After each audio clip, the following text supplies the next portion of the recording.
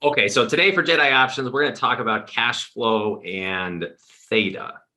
And the way that I want to introduce this is to think about cash flow and theta. Think about stock trading for a second. Stock trading is very one-dimensional. I like to think about it like you're playing checkers, all right? There's not very many moves you can make. It's very simple. The one dimension is direction, right? So the question you face every day as a stock trader, up or down. That's it, man. If you got an opinion, play. If you don't play. But it's up or down, binary. You think the stock's going higher, you buy it. You think the stock's going lower, you short it. Very, very simple. Not easy. Stock trading is sometimes challenging, but it is a simple game. In contrast, when you get into the options market, you've entered more of a three-dimensional situation here. Like you're playing chess. It's a more sophisticated game. All right, there's a lot more you can do. And so you have the directional component. That's one of the three dimensions. But you also have time and you have volatility. And the two questions really that are added there, which direction is the first question? And then the volatility, or let's say the time question, is how fast, right? How fast we're going to get there. And then the volatility is how far, right? So the how far, you could think that as magnitude. The how fast, you could think of as speed. So speed and magnitude become additional considerations or components in the options market, which makes it a little intimidating. It's no longer a binary up or down situation. You have these second and third variables to consider. But it's exciting too, because you can capitalize on other factors that aren't even available in the stock market, right? Capitalizing on time, capitalizing on volatility, not really as easy to try to do something with. But in the options market, you can. So Matt referenced Tackle 25, right? The Tackle 25 trading system at Tackle Trading is all about covered calls. And covered calls are like the gateway strategy into cash flow. They teach you how to generate cash flow on stock positions. And so I wanted to geek out a little bit on this cash flow idea. Why do we like it so much? How does theta play into that? That's where I'm going with this conversation. So from a cash flow perspective, the term cash flow is basically a strategy that profits from the passage of time. In Greek speak, we say that it is a positive theta strategy. More on that in a second. What is the appeal of putting on a trade that makes money as time passes? Well, think about how easy it is to predict different variables. Stock direction. That's hard to predict. Okay, look, we do the best we can, right? We break down the charts, we use technical analysis, we use all these tools, momentum and trend and support and resistance and patterns. We do our best to try to forecast the path of least resistance and then manage risk when we're wrong, okay? But you don't nail it every time. Sometimes the markets are fickle and it's really hard to predict direction. And so we say, well, look, I want to make money. And sometimes it's hard to make money by guessing which way the stock's going to go. So is there another way I can try to make money, an easier way than guessing if the stock's going to go up or down? And so that's where you get something like volatility. You can place trades that aren't based on if the stock's going to go up or down, but instead are based on how much the stock's going to move, right? So I can place a bet that says, I don't think the stock's going to go up or down more than 10%. Well, I'm not betting on direction. I'm betting on magnitude, right? The size of the move. I would say that's easier to predict than direction, right? I would say it's easier for me on the S&P 500 to say, I don't think the S&P is going to go up or down more than 8% the next month. That's an easier question than is the S&P going to go up or down tomorrow? So I like the idea that I can make money off of volatility types of bets in the options market. So then the third and final one, which is more to the point at hand here, is time. Well, I don't know about you, but I feel like predicting the passage of time is the easiest of the three. You don't even need to predict. Time passes, the sun goes down at night, rises in the morning, time just passes, okay? And we can't really stop it. It's a force that is a reality in the world we live in. So easiest to predict. of the three. So if you want to increase your probability of making money, maybe you want to do strategies or trades that profit from the passage of time, which is something you can bank on, right? Which is something you can bank on. That ultimately is the appeal. That's the pitch.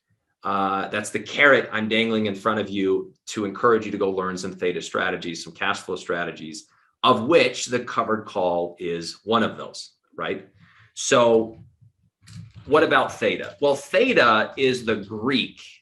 Let me back up a step. What are we talking about? What's a Greek? The Greeks are variables that measure risk. Okay. They answer the question, how much? How much?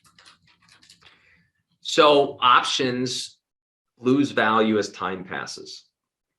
How much value do they lose as time passes? Well, the Greeks answer that. Sometimes you do an option strategy that makes money if the stock goes up. Well, how much money does it make if the stock goes up? The Greeks will answer that question. So the Greeks are important. They help us make more informed decisions and understand the numbers. So theta is one of those Greeks, and it tells you how much an option loses in value per day. So if I have a theta of 5, then the option loses 5 cents per share per day. And you may not know this, but the multiplier for an option, the contract represents 100 shares. So if you're losing 5 cents per share, you're losing $5 per contract. And so I can go look at this. I can say, hey, if I buy that call option, I lose $5 per day, theoretically, if time passes. You know, all else equal, nothing else changes. One day goes by, the option loses $5. Well, when you buy options, theta works against you. You lose money as time passes. When you sell options, theta works for you. You make money as time passes. So theta is the variable that tells you your profit per day when you're selling options. So if I sell a covered call, it has a theta of 2. It's a positive number because I'm short the option. The guy who bought the option is losing the money. I'm the one making the money. We're on opposite sides of the transaction. But if the theta is 2, he loses $2. I make $2. It's the rate at which I'm capturing the time value in this option. And it is a constant, and it gets higher as you get closer to expiration. So if we were to draw a little picture here to round this discussion out, we say, okay, there is this phenomenon called time decay. Options lose value as time passes. They're decaying assets. And if you were to plot this on an X and a Y axis, where this is months, say to expiration, 4 months, 3 months, no, excuse me, other way. 4 months to expiration, 3 months to expiration, 2 months to expiration, 1 month, 0, got to expand that. All right, so this is expiration, okay? And then the vertical axis is what we call time value. It's also sometimes referred to as extrinsic value. It's how much you pay for time in the option position. I'm OCD. That's got to be a Y. Okay. So what happens is initially when you're far from expiration, you don't really suffer much time decay. But then as you get closer to expiration, the rate of decay accelerates. So if you want to buy, or in this case, we're talking about selling options, cash flow. If you want to sell options that lose money quicker, you sell shorter term options, right? So when you go look at the Tackle 25 rules, we usually are selling around 30-day options. That would be right here on the curve, because the amount of value that those options lose due to time decay is quite large over that 1 month, right? Quite large over that 1 month, as compared to if you were to sell a 2 or 3 or 4 month option, right? So I could talk about theta for 3 hours, but let's summarize this. Options allow you to profit from direction, volatility, and time. Time is the easiest of the 3 to predict. And so we like to enter trades where we profit from time passing. If you want to measure how much money you make as time passes, you look at the Greek theta. Now, one other little tidbit here. What about weekends? What about holidays? You know, the market's open for five days through the week, and then we have Saturday, Sunday when the market's closed, and then we have Monday. How does options price in that weekend?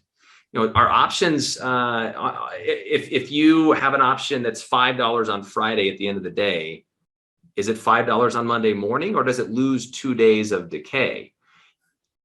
Or 2 days of time value? And if the option is going to lose time value over the weekend, then isn't it better to sell options on Friday than to sell them on Monday? Or on the flip side, isn't it then better to buy options on Monday than buy them on Friday, so you dodge the 2 days of decay? Well, it turns out that the options market's efficient, and generally by the end of the week, they've already priced out the weekend decay. So you can't really like game this. You can't really say, oh, I'm just always going to buy options on Mondays and sell them on Fridays, and then I'll make a bunch of money over the weekend. It's already priced in. Same thing happens with holidays. We got a holiday coming up on Friday. Market's probably going to price out the weekend decay by Thursday, end of day. So this is a lesson in market efficiency. And I think it's very cool when you understand these dynamics. You'll start to see that the market is smart and options pricing is smart. And it's really hard to make free money, but you can still use time decay to your advantage, even with the weekend decay. Just a little tidbit there to end us out, Matt. But that's your Jedi options for today: time decay, cash flow, theta.